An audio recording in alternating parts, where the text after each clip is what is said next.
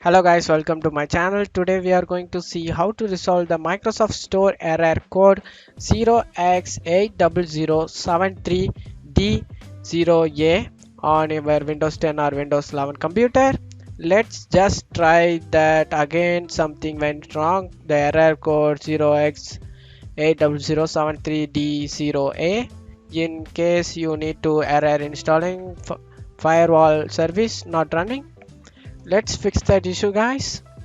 For that, go to search menu and type troubleshoot setting, open it.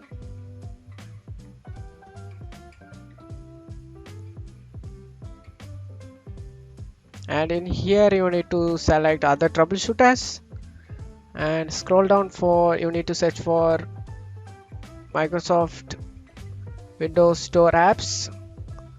You just click on run.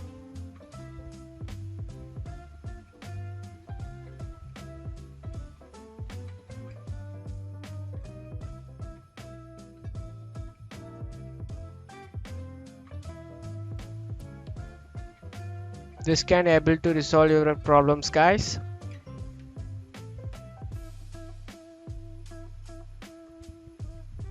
Select next.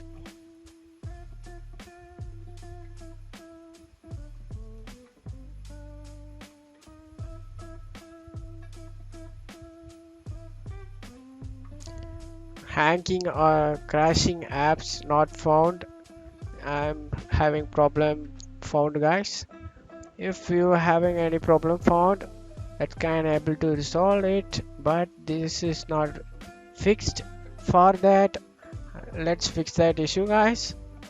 Next method, we are just going to reset the Microsoft Store to default settings. For that, go to search menu and type WSRESET.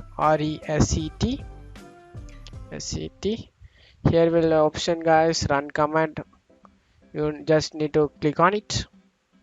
This will reset the Microsoft Store to default settings, guys. Let's wait for it. This is processing a little bit.